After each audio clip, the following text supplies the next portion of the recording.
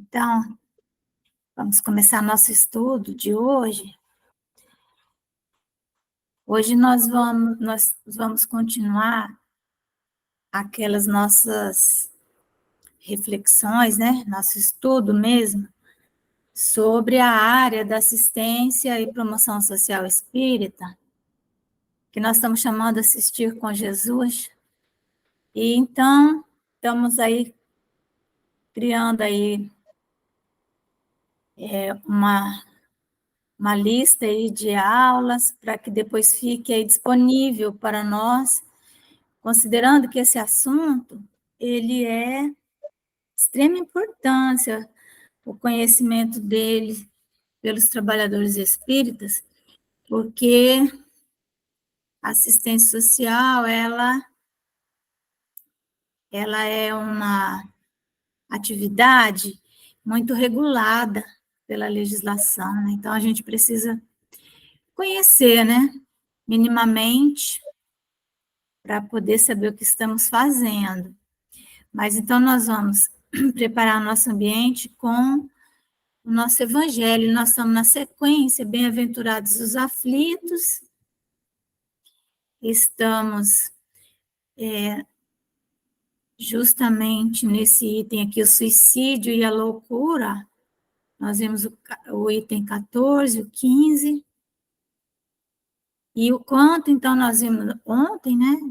O quanto o conhecimento do Espiritismo, mas evidentemente que a vivência da doutrina é um imunizante contra a loucura, contra o suicídio, contra o aborto, pena de morte, eutanásia, porque o Espiritismo nos dá essa visão da vida futura, nos permite enxergar além. E é por isso que nós não podemos perder a nossa fila, né? Se nós temos uma fila que nós, um grupo de pessoas com as quais nós caminhamos, nós temos que estar sempre próximos de uma maneira ou de outra, para que quando um está ali já sem forças, caindo, né, aflito, cheio de tormentos, sobrecarregado, né, que então um possa auxiliar o outro. Não podemos jamais deixar o trabalho, né, a convivência de lado, porque é isso que nos vai fortalecer a alma, vai nos dar também fibra moral, né? Porque a qualquer momento, qualquer um de nós pode ser vítima da depressão, né? A depressão é uma doença grave que ronda todo mundo, ela é uma epidemia. Às vezes não atinge a nós mesmos, mas atinge alguém da nossa família. Então, e é algo assim, é a doença mesmo da nossa época. E aí, nós não sabemos, né, que momento que nós podemos ser encontrados por essas dores, muitos de nós já fomos, então nós temos que nos segurar ali no espiritismo. Então vamos ver aqui o item 16. A incredulidade ela é, lógico, né, filha predileta aí do materialismo. Por isso que a doutrina espírita, ela tem por principal foco combater o materialismo, não é? Esse é nosso, não é combater nenhuma religião, não, né? Toda religião é boa. É o combate ao materialismo. A incredulidade, a simples dúvida sobre o futuro, as ideias materialistas, aqui, ó, né? As ideias materialistas, numa palavra, são os maiores incitantes ao suicídio. Com certeza. Porque se você não consegue enxergar uma vida além, você, diante dos reveses, diante das dificuldades financeiras, os problemas afetivos, muito provavelmente você não vai dar conta. E aí vem aquele raciocínio, né? Que é melhor dormir e não acordar mais. E os obsessores estão aí para estimular esse tipo de raciocínio. Então, essas ideias, né, são os maiores incitantes ao suicídio, quer dizer, incitam, porque trazem essa ideia, começa a martelar na mente da pessoa. E essas ideias ocasionam a covardia moral. Ao invés de nos dar fibra moral, né, o materialismo faz o contrário. Ele ocasiona a covardia moral, o amolecimento das nossas fibras morais. E aí nós não suportamos as pedras do caminho, né? Quando homens de ciência, apoiados na autoridade do seu saber, se esforçam por provar aos que os ouvem ou leem que estes nada têm a esperar depois da morte, não estão de fato levando-os a deduzir que, se são desgraçados, coisa melhor não lhes resta senão se matarem? Inclusive, existe um crime que se chama induzimento ao suicídio.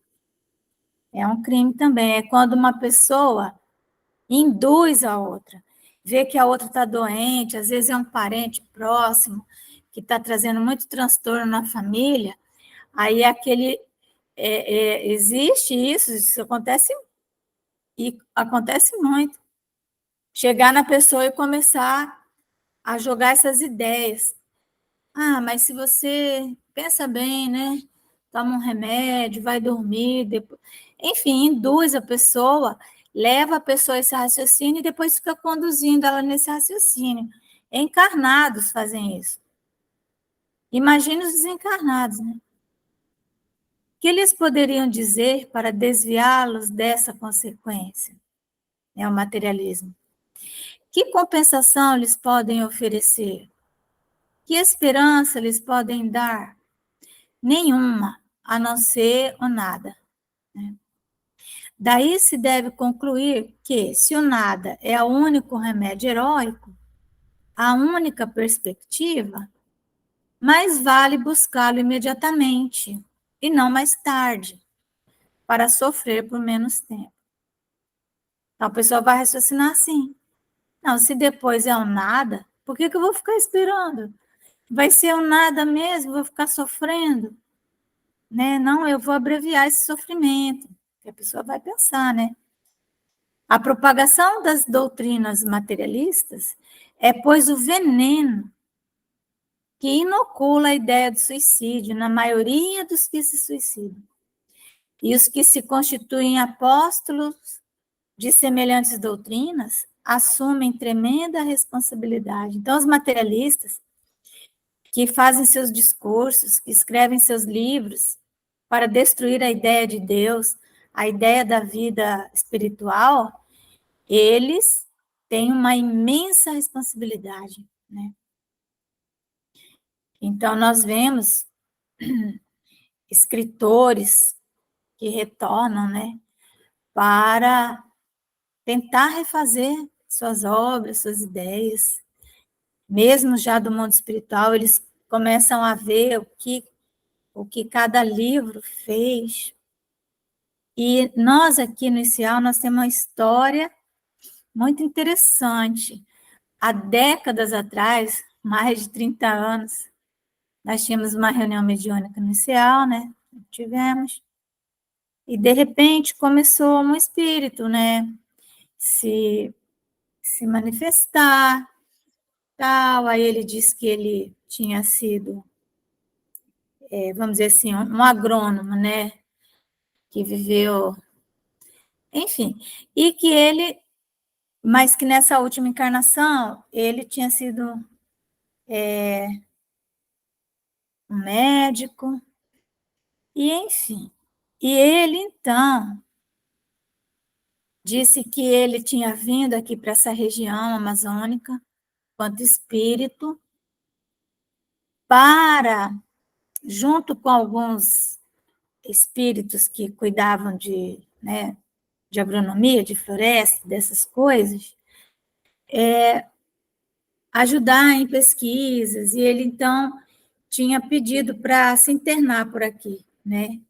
E ele, então, estava ali conosco no ICEAL, de vez em quando orientava isso, aquilo outro, e ele deu o nome dele.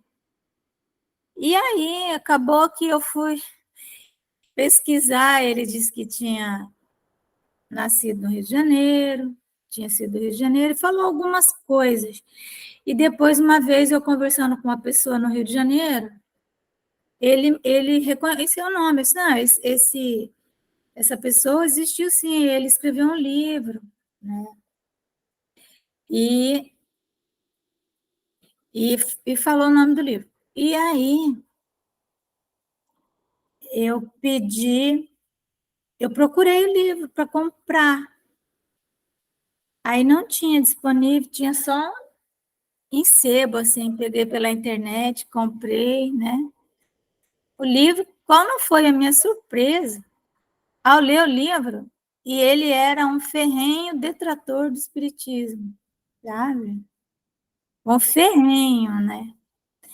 E aí, então, eu fiquei com aquele livro, falei, nossa, olha só, né? E aí, então, numa reunião próxima, depois disso, ele veio e disse que realmente ele tinha a vida inteira combatido o espiritismo no Rio de Janeiro, e ele, no final da vida dele, ele mudou, no final, mas aí já era muito tarde. E então, eu tenho um livro aqui na minha estante.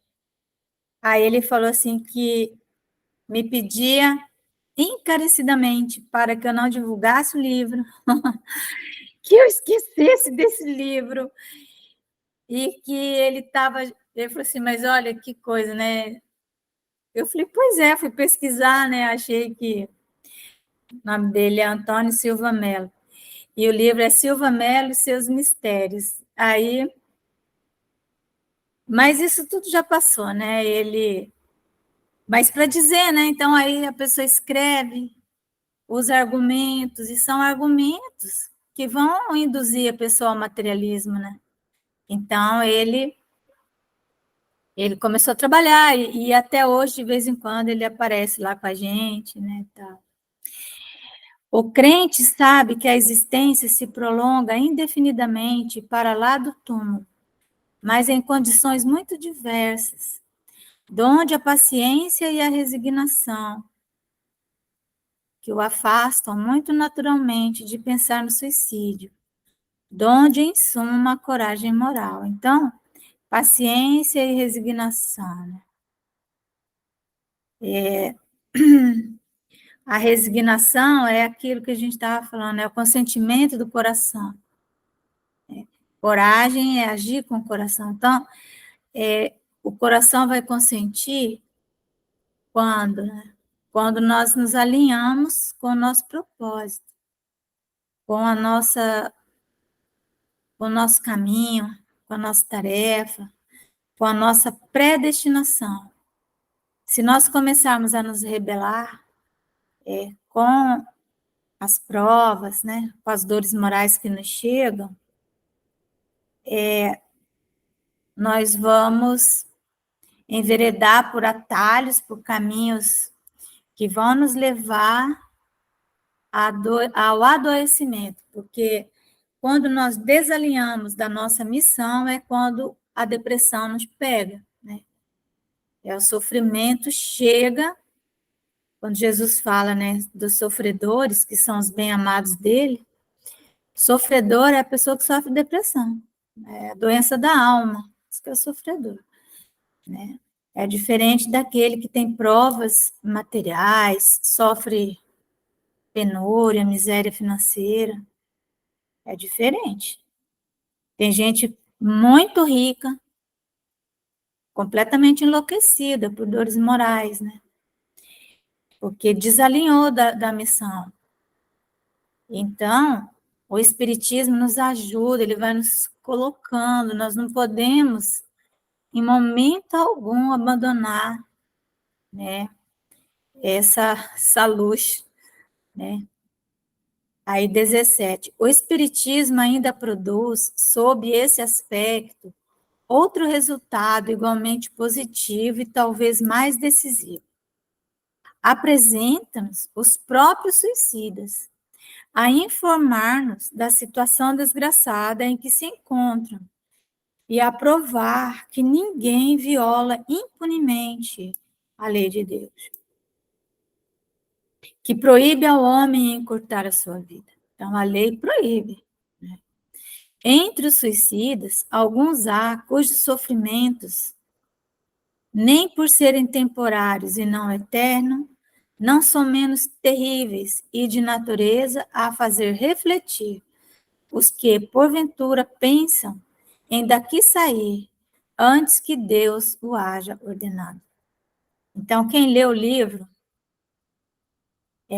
Memórias de um Suicida, da Ivone Pereira, né, sabe, ali, o André Luiz diz, quando esse livro foi publicado, Memórias de um Suicida, o André Luiz disse que iríamos demorar próximo de 100 anos, mais de 70, 80 anos, para que tivéssemos um outro livro daquela envergadura. Tamanha a importância desse livro, Memórias de um Suicida. E ele, então, esse livro ficou 25 anos aguardando para ser publicado, né? 25 anos para ser publicado. Então, mas ele é revelador para nós, né? Todo espírita deve ler esse livro, porque é uma advertência imensa, grande mesmo. O espírita tem, assim, vários motivos a contrapor a ideia do suicídio. A certeza de uma vida futura, em que sábio, né, ele sabe, sábio ele, será tanto mais ditoso, quanto mais inditoso e resignado haja sido na terra. Tem um livro que eu li, de uma jovem, que ela está numa situação muito difícil de doença, muito, muito mesmo, né? E então ela não está mais suportando as dores, ela era muito resignada, e ela está aguentando ali. Aí o próprio guia espiritual dela não estava aguentando de ver o sofrimento dela. Aí ele chegou e disse para ela assim: olha, nós podemos desligar, né? Desligar os liames corporais, mas você ainda vai ficar com muita energia, muitos resquícios ainda. E se você me disser que você suporta mais um tempo, falou lá o tempo, você vai se livrar de tudo isso. Mas, se você vê que não está mais aguentando mesmo, nós podemos sim fazer o desligamento. E ela, então, faz a opção por não desligar e sorver até a última gota daquele cálice, né? Nunca esqueci desse caso, né? O próprio guia falou, gente, nem eu estou aguentando ver esse sofrimento, né? Os espíritos amigos. Então, que coisa, né? Mas ela, então, falou assim, não, deixa eu ficar, até que depois também me livro, né?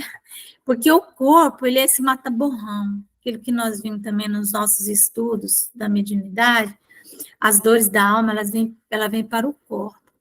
Então, quanto mais nós conseguirmos permitir que essas dores sigam seu curso, né? Melhor, porque aí nós vamos conseguir transformar aquela energia doente em luz, né? Então, quanto mais haja sido resignado, né, na Terra, a certeza, né, que o Espiritismo nos dá de que, abreviando seus dias, chega precisamente a resultado oposto ao que esperava, que se liberta de um mal para incorrer num mal pior. Ele sai da dor para cair no tormento, né? Mais longo e mais terrível. Então, ele se liberta de um mal para incorrer no mal pior, mais longo e mais terrível, que se engana, imaginando que, com o matar-se, vai mais depressa para o céu. Que o suicídio é um obstáculo, né? Então, o Espiritismo diz que o suicídio é um obstáculo a que no outro mundo se reúna os que foram objeto de suas afeições e aos quais esperava encontrar, donde a consequência de que o suicídio só lhe ia trazendo decepções é contrário aos seus próprios interesses. Então, às vezes, a pessoa, alguém que ela ama, desencarna, e ela então pede para desencarnar também para ir encontrar a pessoa. E aí é que ela não encontra. Aí que ela cria um abismo mesmo. Por isso mesmo, considerável já é o número dos que têm sido, pelo Espiritismo, obstados de suicidar-se, podendo daí concluir-se que, quando todos os homens forem espíritas, deixará de haver suicídios conscientes. Os inconscientes vão continuar. Qual é o inconsciente, né? É a nossa intemperança, né? É a nossa impaciência, o ciúme, a inveja, essas coisas. Isso tudo gera doença e o nosso corpo vai se depauperando e a gente acaba morrendo antes do tempo. Mas aí o suicídio consciente já não vai existir, né? Comparando-se, então, aos resultados que as doutrinas materialistas produzem com os que decorrem da doutrina espírita, somente do ponto de vista do suicídio, forçoso será reconhecer que, enquanto a lógica das primeiras a ele conduz, a da outra o evita, fato que a experiência confirma. Então, só pelo fato do espiritismo nos levar a um raciocínio contrário ao suicídio, impedir muitos suicídios, só isso já é suficiente para que nós divulguemos essa doutrina, né, através principalmente da nossa vivência, né, e para que mais rápido possível, né, nós possamos ter o bem, né, para que o bem seja finalmente, né, reine na Terra, né, o reinado do bem se implante na Terra. Então, pedir para a Júlia fazer aí a nossa oração. Tema bem pesado, mas vamos lá. Vamos levar o nosso pensamento a Jesus e agradecer por mais um dia. Abençoe, Senhor, aquelas pessoas que realmente precisam de sua ajuda, aquelas que estão sofrendo calado. Proteja-nos, as crianças, os enfermos, os moradores de rua. Ilumine cada um de nós. Ilumine principalmente aquelas pessoas que estão sofrendo. Afaste os pensamentos negativos de cada um. Abençoe cada um de nós. Me livre do perigo da rua, que assim seja, graças a Deus. Que assim seja, graças a Deus. Obrigada, Júlia. Prestem atenção aí se entra o slide. Entrou? Mapa da fome no Brasil? Entrou. Ótimo. Que bom. Muito bem, meus queridos, minhas queridas. Nós estamos, então, estudando sobre assistência e promoção social espírita, que é essa atividade do espírita, do centro espírita, tão necessária. O Centro Espírita, ele sendo uma instituição, como é, né? Ele compõe os atores responsáveis, os atores sociais responsáveis pela mudança de cenário e a mudança para melhor. Nós não podemos, num país, olha aí, como o nosso mapa da fome no Brasil, nós temos 17 milhões e 300 mil famílias cadastradas no Bolsa Família. Sabemos, esse aqui é dado de agosto de 2023, sabemos que muitas e muitas famílias saíram do Bolsa Família, né? Mas as que saíram do Bolsa Família são muito pobres. Mesmo assim, tem 17 milhões e 300 mil famílias.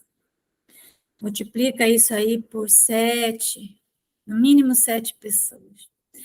Então, nós vamos ter 527 milhões de crianças, 53 milhões de adolescentes, 197 mil famílias indígenas, 216 mil famílias quilombolas.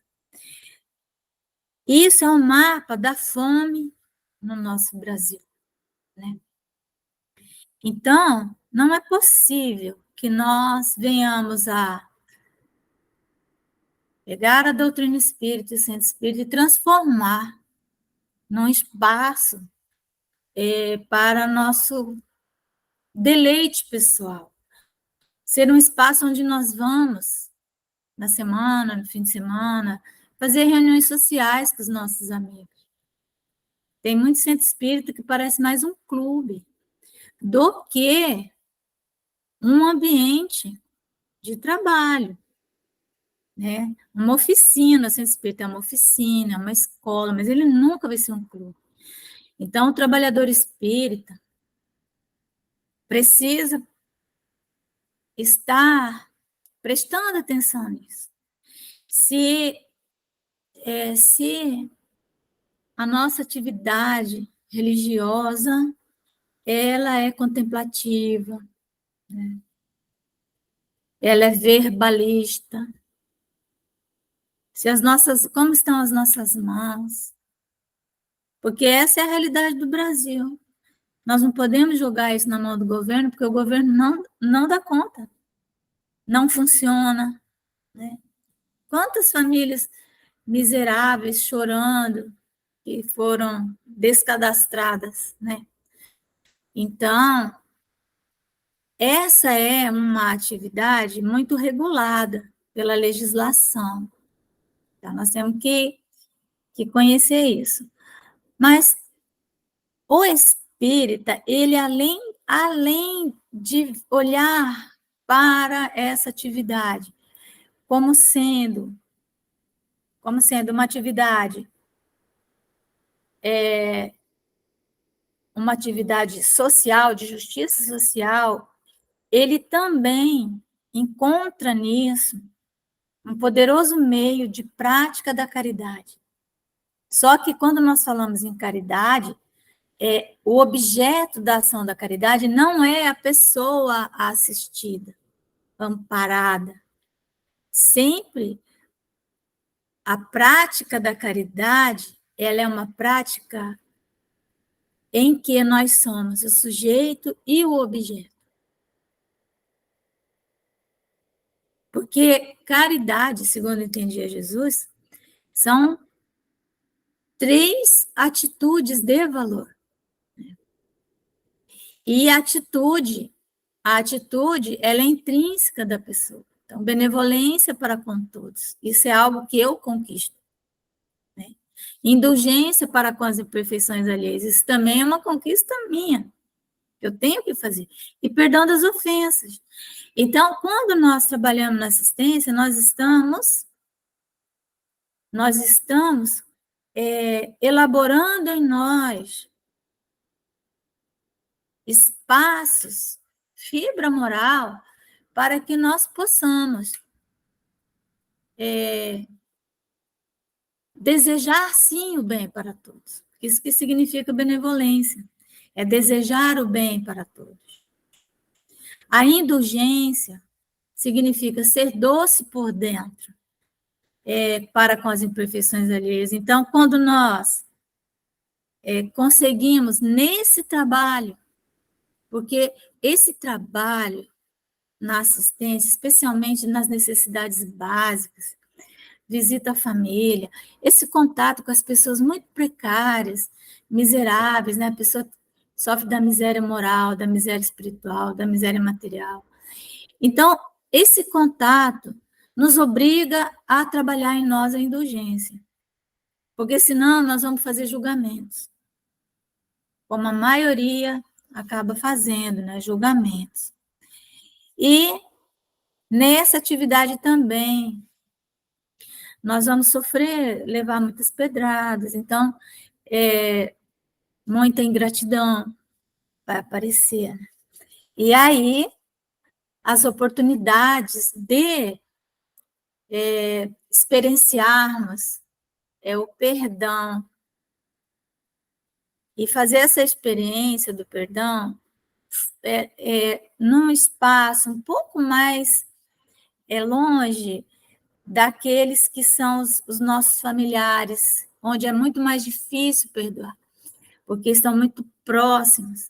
Então, quando nesse trabalho, né, nós sofremos algum tipo de ofensa ou qualquer coisa, e nós conseguimos não revidar, conseguimos perdoar, nós estamos, então, treinando em nós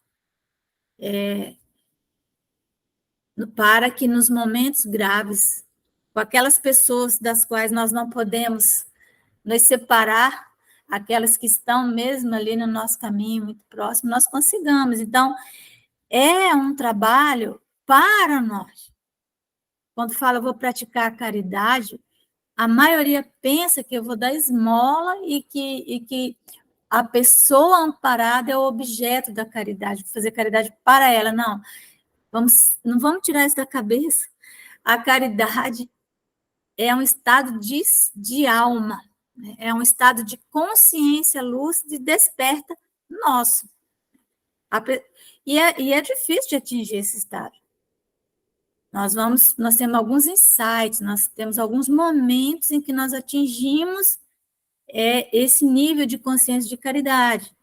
E então, quanto mais nós repetirmos isso, por isso que não é possível você encontrar o estado de caridade, a dimensão da caridade, fazendo palestra, dando passe, não sei, não vai. É muito necessário, muito mesmo, trabalhar no bem. E num país como o nosso, onde nós temos a dor, né, o sofrimento moral, que são as depressões, e as pessoas vulneráveis, materialmente falando, né, nós temos um leque imenso de trabalho pela frente, né? Então, não dá para parar, né? Para ficar olhando para cima. Nós temos, lógico, que repousar, necessário, mas todos os dias levantar, pedir a Deus força, né? Então, São Vicente de Paulo, ele nos responde lá na questão 888 do Livro dos Espíritos, sobre a esmola, porque é muito diferente, né? Você dar esmola e você fazer uma caridade, não é? A esmola é a coisa que você dá. A caridade é como você faz isso. Porque se como você dá, como você se dá, né? Como você doa e como você se doa nesse processo, é que nós teremos só a esmola ou teremos a esmola e a caridade. Então, será que a caridade é uma coisa boa? Então, São Vicente de Paulo responde nessa questão que Allan Kardec faz, né? Que se deve pensar da esmola. E aí ele diz assim: condenando-se a pedir esmola, o homem se degrada, física e moralmente, embrutece-se. Uma sociedade que se baseie na lei de Deus e na justiça deve prover a vida do fraco. Olha como que isso é profundo. Sem que haja para ele humilhação. Deve, é um dever. Ó. Uma sociedade que se baseie na lei de Deus e na justiça deve prover a vida do fraco, sem que haja para ele humilhação. Deve assegurar a existência dos que não podem trabalhar, sem deixar-lhes a vida à mercê do acaso e da boa vontade de alguns. Então, o centro espírita, se ele é uma instituição, ele tem que estar unido às outras instituições. Não trabalho em sistema de rede, nós temos que trabalhar em rede, porque não é possível se o nosso fundamento, se a nossa base é Deus e a justiça, é nosso dever que o fraco seja provido. Quem é o fraco? O fraco são as crianças, os jovens, os adolescentes, as mulheres grávidas, os idosos, as pessoas com as mais variadas deficiências. Essas pessoas, elas, de alguma maneira, precisam de proteção, precisam de provimento, né? Deve assegurar a existência dos que não podem trabalhar. Pessoas que estão doentes, não pode trabalhar, mulher grávida, dá para ganhar neném. E não é possível deixar-lhes a vida à mercê do acaso e da boa vontade de alguns. Olha, gente, isso em 1857, né? Isso foi publicado. Não podemos pensar que uma pessoa que está com fome fique esperando que, por acaso, alguém passe, né? Que essa pessoa que passa esteja cheia de boa vontade, não é? Então, toda a nossa atenção, né? Se nós estamos reunidos num grupo religioso, esse grupo tem o dever de se organizar. É um dever, somente se é um grupo espírita, se organizar e atender o seu entorno, geograficamente falando. Quando nós não prestamos atenção no entorno, o nosso trabalho não fica efetivo. Né?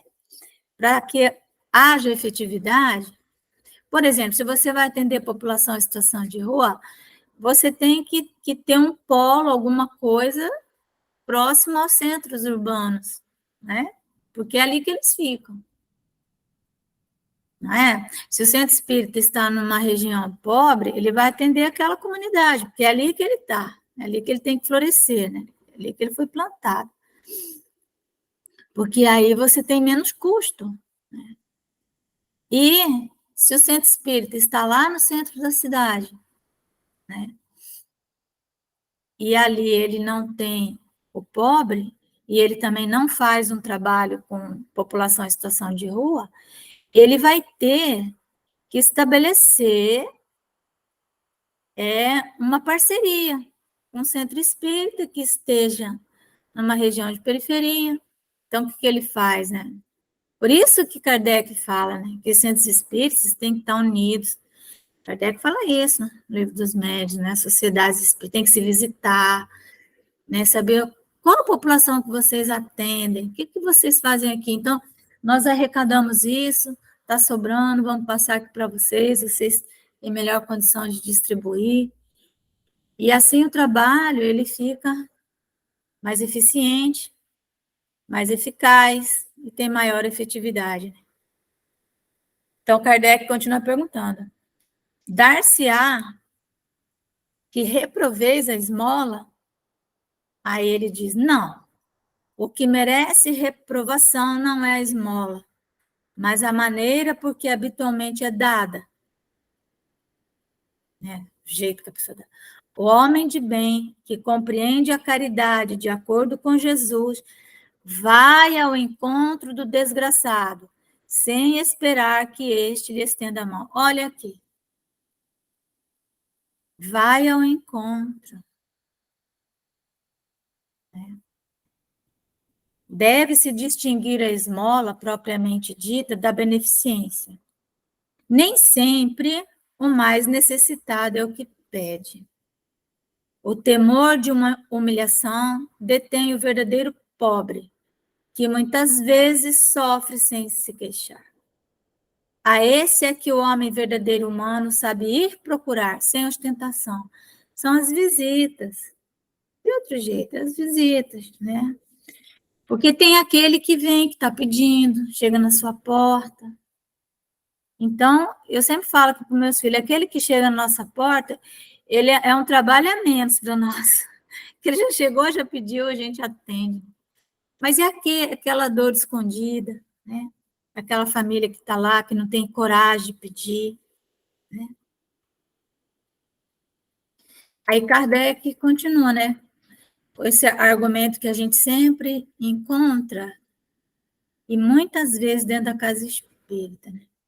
Não há pessoas que se veem na impossibilidade de prover as suas necessidades em consequência de moléstias ou outras causas independentes da vontade delas, né? Se existem essas pessoas.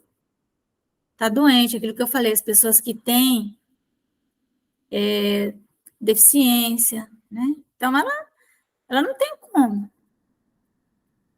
Aí, ele continua falando, numa sociedade organizada, segundo a lei do Cristo, ninguém deve morrer de fome. Olha como isso é forte. Ninguém. Então, enquanto tiver gente morrendo de fome, vocês viram o mapa da fome? 17 milhões de famílias. Enquanto tiver pessoas morrendo de fome, porque morrer de fome não é ficar na inanição. É aquela pessoa que ela come ali e ela não vai, ela não come os nutrientes necessários. Ela adoece por verminose. Criança que desencarna porque adoeceu, mas ela estava subnutrida. Então, ela morreu de fome. Né?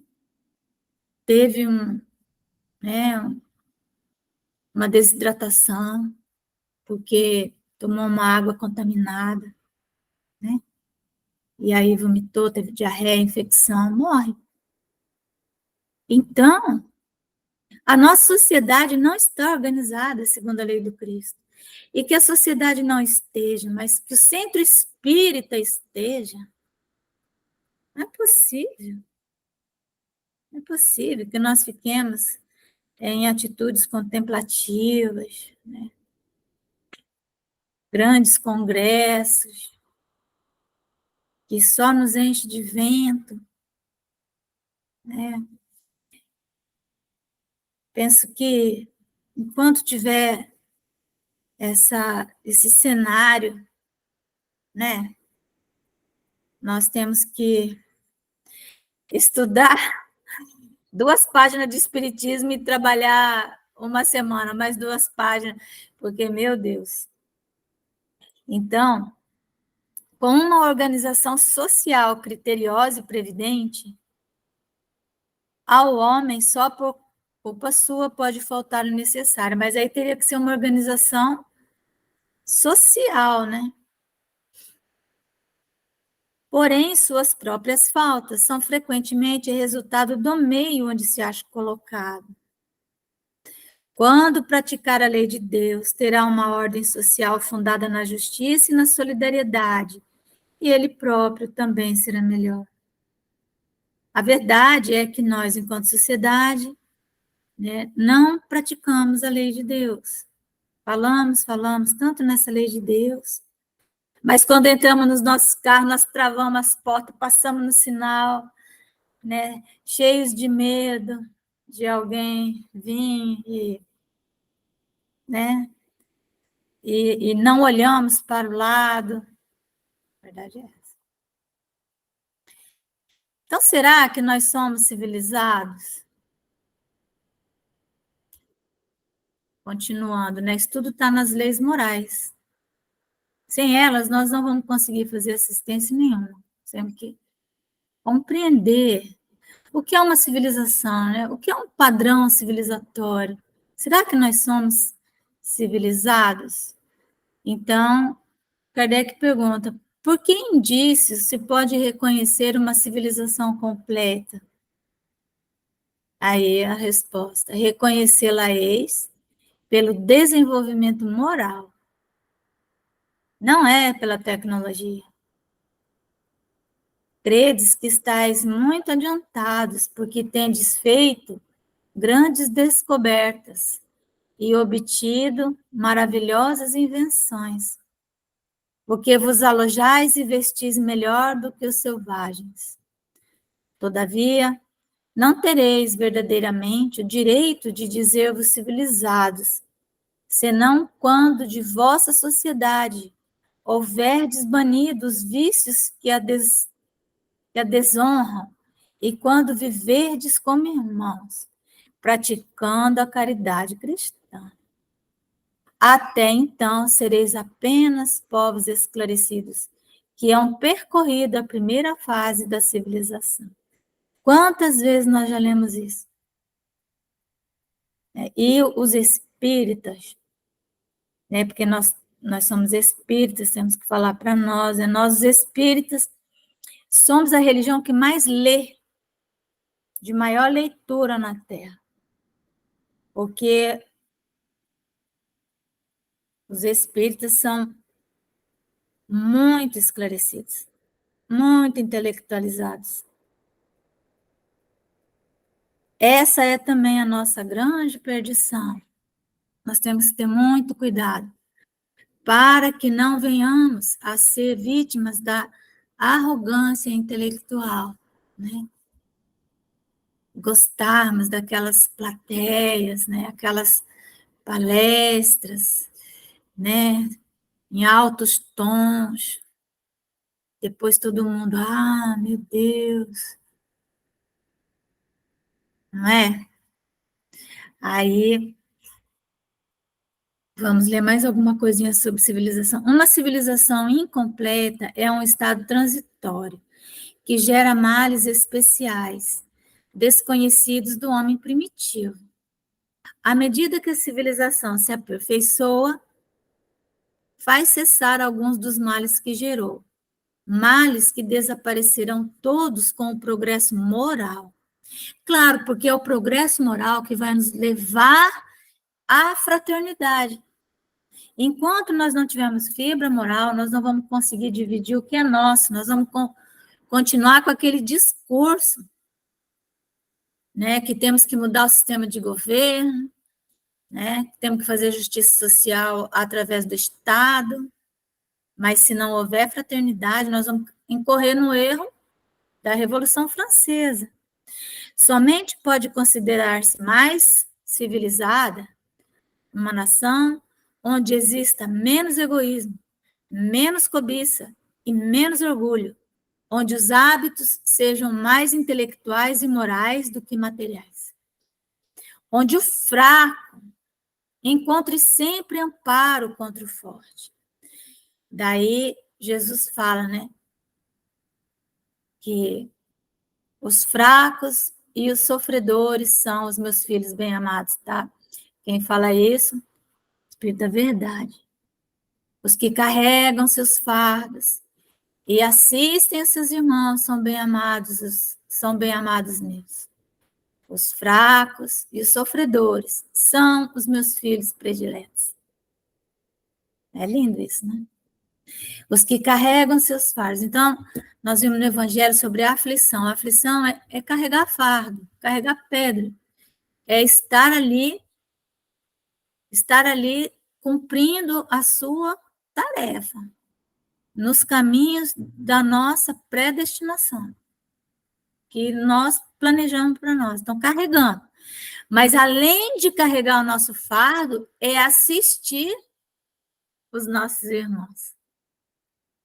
Então, não basta estar alinhado com a nossa tarefa, nós temos que assistir o fraco, né? E cada pessoa que faz isso, por menor que seja, por mais simples que seja a atitude dela, ela vai estar atuando no éter. Essa energia, ela vai para uma outra dimensão.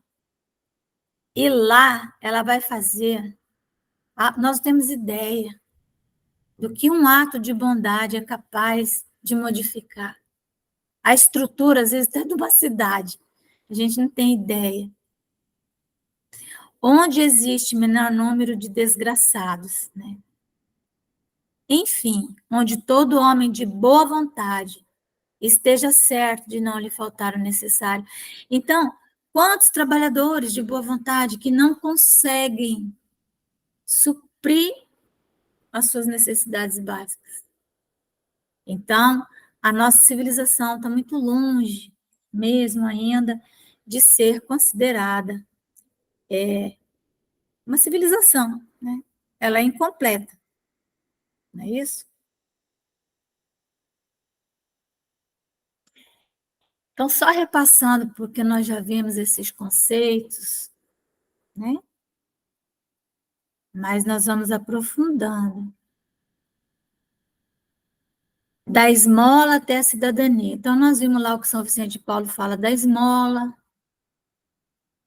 Hoje, o Brasil, né, enquanto nação, teoricamente, no ordenamento jurídico, na lei, nós saímos dessa dimensão da esmola e estamos na dimensão da cidadania, onde a pessoa que está em estado de necessidade, ela tem direito. Direito. Então, no Brasil, foi necessário um longo processo de construção social para que a assistência social pudesse hoje ser considerada um dever do Estado e direito do cidadão. Pelo menos isso está posto na Constituição. Isso está dito, isso está falado. E a nós nos cabe defender esse argumento, defender essa conquista, né? Do jeito certo, evidentemente, nos organizando, nos estruturando minimamente, fazendo a nossa parte, né? Estando atento, prestando atenção, porque ao mesmo tempo em que nós tivemos essa conquista na Constituição, na Lei Orgânica da Assistência Social, ao mesmo tempo, igual na Revolução Francesa, que veio e trouxe os princípios de liberdade, igualdade e fraternidade, ao mesmo tempo que o homem acessou, ele despertou para isso, nesse mesmo momento, ele também passou a ser vítima de uma revolução industrial, ele tinha o direito, mas não podia exercer, igual no Brasil, a pessoa tem o direito à cidadania, mas ele não é um cidadão, porque ele não consegue exercer o seu direito. Ele não tem onde buscar. Né? Nós vemos lá 17 milhões de famílias no Bolsa Família. Mas isso é para o básico. As crianças fora de sala de aula. Né? Então, não dá, gente, para nós dormirmos assim, berço esplêndido, né? Cheios de argumentos e tal. Então, só lembrando, né? Como que nós fomos evoluindo no nosso pensamento a respeito disso tudo. Da Idade Média até o século XIX, nós tínhamos quem, né? Nós tínhamos o pobre do período medieval, quem era ele, né? Século XIX, aqui aparece no século XIX, aparece o Consolador, 1857, né?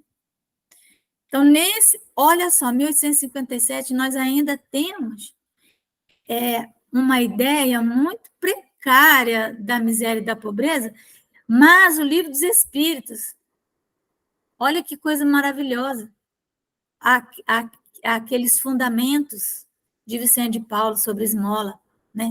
Ali está a nossa Constituição é de 1988, século XX, 100 anos depois. E o Livro dos Espíritos já traz esse conceito extremamente avançado.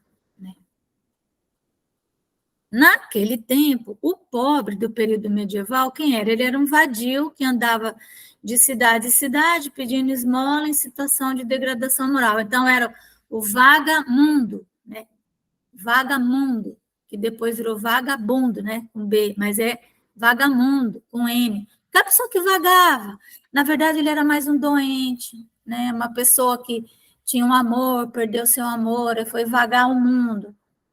Era esse que você encontrava.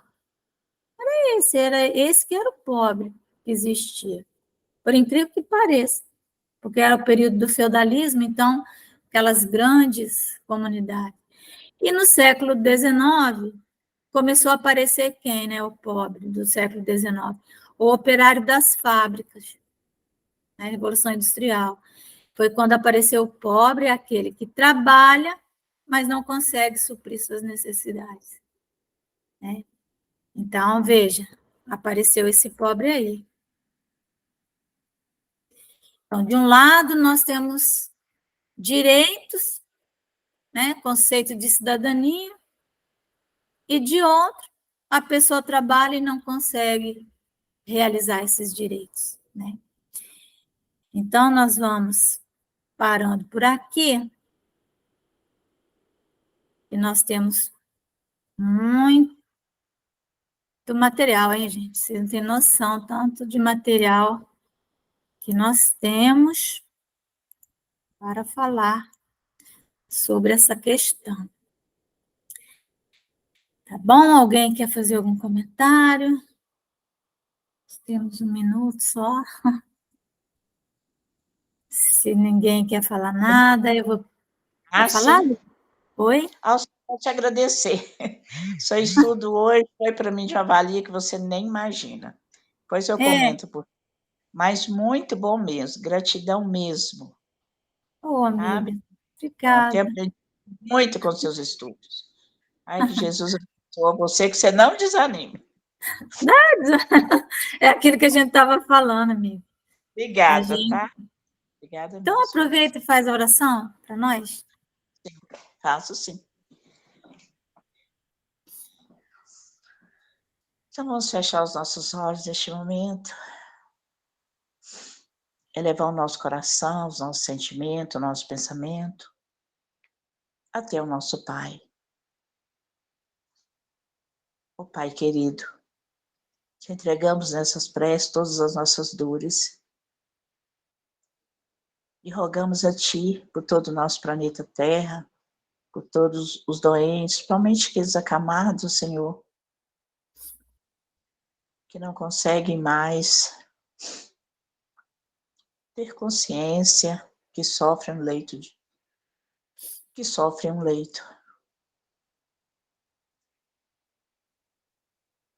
Paulo dizia, em tudo dai graças. E tudo tem um porquê na vida. Então, Senhor, que possamos ser gratos a cada minuto que respiramos, a cada momento, aproveitar ao máximo. Obrigado por essa noite, por essa chuva. O Senhor nos abençoe sempre. E rogai, Senhor, por todo o nosso planeta Terra. Te pedimos mais uma vez. Que possamos ter consciência que o outro é meu próximo, é meu irmão. Obrigado por tudo, Senhor. Fique sempre conosco, hoje, agora e todo sempre. Que assim seja. Que assim seja, graças a Deus.